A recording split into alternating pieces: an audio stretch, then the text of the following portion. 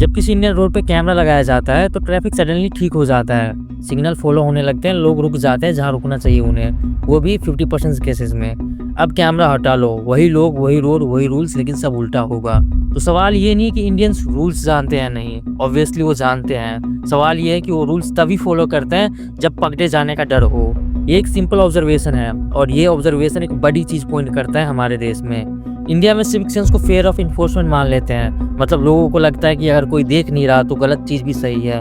वो रूल्स इसलिए फॉलो करते हैं जब कोई देख रहा होता है, जबकि सिविक सेंस इसका पूरा उल्टा है।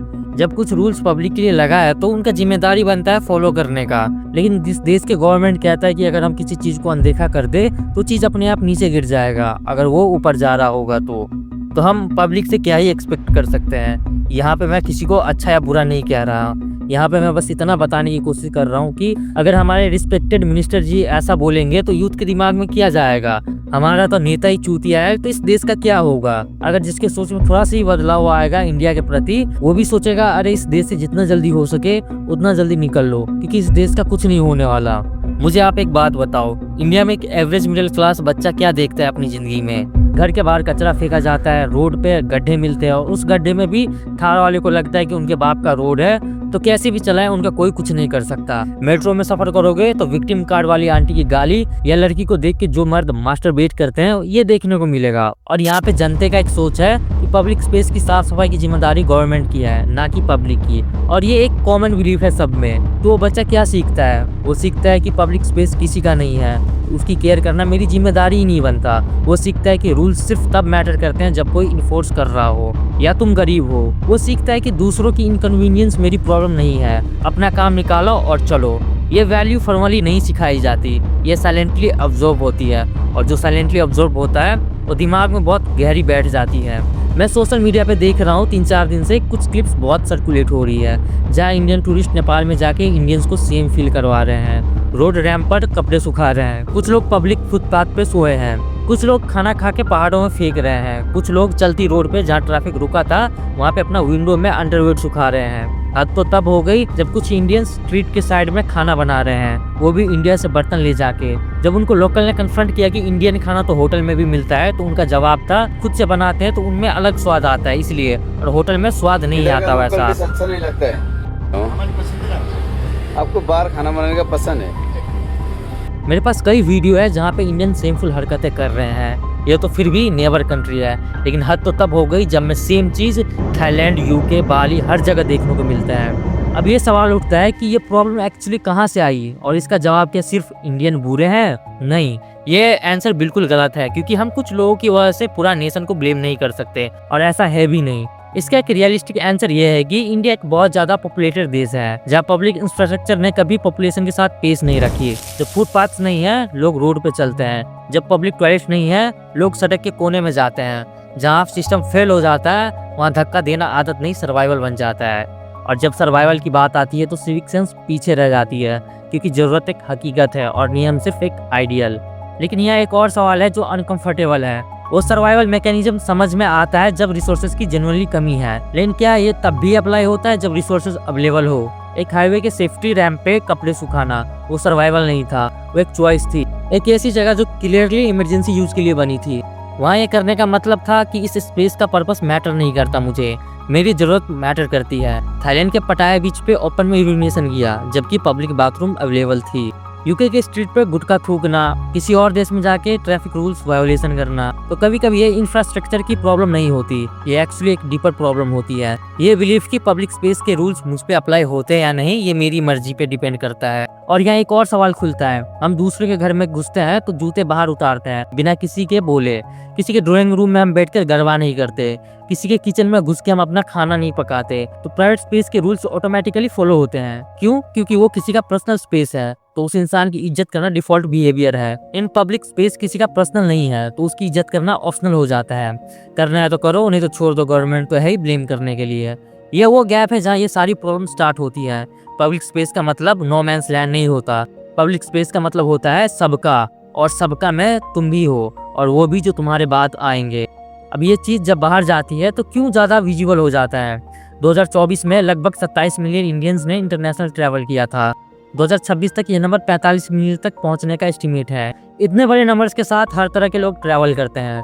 जब लोगों की संख्या बढ़ती है तो उनके बिहेवियर के पैटर्न भी ज़्यादा विजुअल होने लगते हैं। एक बुरा इंसिडेंट किसी एक कंट्री में हो तो उसे लोकल इशू माना जाता है, लेकिन जब मिलते जुलते इंसिडेंट अलग अलग कंट्री में बार बार दिखने लगते हैं तो लोग उसे एक पैटर्न के रूप में देखने लगते हैं, और अक्सर लोग पैटर्न के बेसिस पर ही अपना राय बना लेते हैं।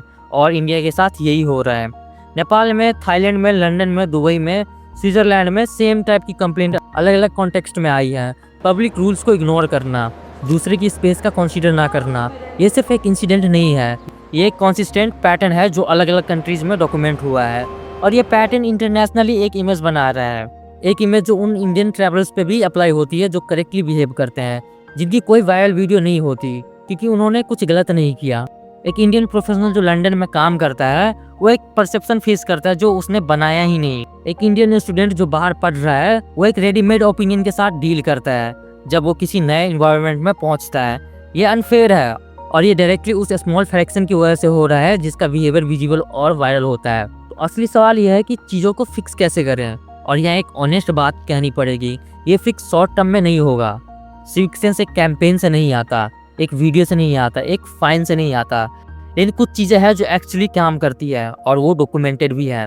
पहली चीज़, इन्फोर्समेंट जो कंसिस्टेंट हो। जापान में लिटरिंग पे फाइन इतना कॉमन और कंसिस्टेंट है कि लोग डिफॉल्ट पे डस्टबिन ढूंढते हैं। सिंगापुर में public spaces rule strictly enforce होते हैं। वो कंट्रीज कल्चरली सुपीरियर नहीं है, वहाँ सिर्फ एक क्लियर है कि रूल्स सब पे इक्वली अप्लाई होते हैं, कॉन्सिक्वेंसेस रियल है। इंडिया में जब नियमों का पालन कभी होता है और कभी नहीं होता है तो लोग भी सोचते हैं शायद इस बार बच जाएंगे। दूसरी चीज़ है इंफ्रास्ट्रक्चर। लोगों से बेहतर बिहेवियर की उम्मीद करना आसान है, लेकिन उसके लिए ज़रूरी सुविधाएं भी होनी चाहिए। अगर पब्लिक टॉयलेट्स ही ना हो तो ओपन यूरिनेशन रोकना मुश्किल है। अगर डस्टबिन ना हो तो लिटरिंग रोकना मुश्किल है। अगर फुटपाथ ना हो तो लोग रोड पर ही चलेंगे। सिविक सेंस और इंफ्रास्ट्रक्चर एक दूसरे के साथ बढ़ते हैं, सिर्फ एक ही होगा तो दूसरा टिक नहीं पाएगा। तीसरी चीज़, और ये सबसे ज़्यादा इम्पोर्टेंट है, एक बच्चा जो देखता है उसके घर वाले सड़क पर कचरा नहीं फेंकते, लाइन में अपनी बारी का इंतज़ार करते हैं और दूसरी जगह का सम्मान करते हैं, वो इन बातों को बिना सिखाए ही सीख लेता है। सिविक सेंस किताबों से ज़्यादा इन्वायरमेंट से सीखा जाता है। और एक चीज़ जो हर इंसान खुद कर सकता है वो ये है कि जब आप किसी दूसरे देश में जाते हो तो पहले ये देखो कि वहाँ के लोग कैसे बिहेव करते हैं। सिग्नल पर रुकना, लाइन में अपनी जगह बनाए रखना, पब्लिक स्पेस में धीरे बात करना, ये सब करने के लिए किसी स्पेशल नॉलेज की ज़रूरत नहीं होती, सिर्फ ऑब्जर्व करने की ज़रूरत होती है और फिर उसी हिसाब से खुद को एडजस्ट करने की। और एक लास्ट चीज़ जो एक्चुअली मैटर करती है वो ये है कि जब कोई इंडिया में या बाहर सिविक सेंस की प्रॉब्लम की बात करता है तो अक्सर जवाब मिलता है सिर्फ इंडियंस ही नहीं, पूरी दुनिया ऐसा करती है। और ये बात काफ़ी हद तक सच भी है। हर देश के टूरिस्ट कभी ना कभी रूल्स तोड़ते हैं, लेकिन ये सच प्रॉब्लम को ख़त्म नहीं करता। दूसरे भी करते हैं, एक एक्सप्लेनेशन हो सकता है लेकिन सॉल्यूशन नहीं, क्योंकि किसी और की गलती हमारी गलती को सही नहीं बना देती।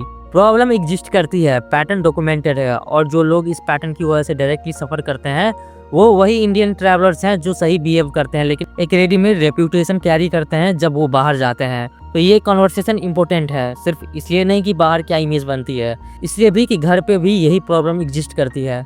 वो फॉरेन टूरिस्ट 3 दिन से हिमाचल प्रदेश में वो गार्बेज उठा रहा था जो इंडियन टूरिस्ट ने छोड़ा था। वो बाहर का ऑब्जर्वेशन नहीं था, वो इंडिया के अंदर का ही था। पब्लिक स्पेस की जिम्मेदारी तभी मीनिंगफुल बनती है जब उसे सच में सबका माना जाए, ना सिर्फ कैमरा के सामने, ना सिर्फ फाइन के डर से, बल्कि इस समझ के साथ कि जो जगह हम सब शेयर करते हैं उसकी जिम्मेदारी भी हम सबकी है। शायद ये बदलाव एक दिन में नहीं आएगा और शायद एक जनरेशन में भी नहीं, लेकिन हर सोसाइटी तब बदलती है जब लोग ये पूछना बंद कर देते हैं कि दूसरे क्या कर रहे हैं और ये पूछना शुरू कर देते हैं कि मैं क्या कर रहा हूँ। और शायद सिविक सेंस की कहानी भी यहीं से शुरू होती है। तो कमेंट में ज़रूर बताना कि हम अगला किस टॉपिक पे वीडियो बनाएं, और अच्छा लगा हो तो लाइक कर देना।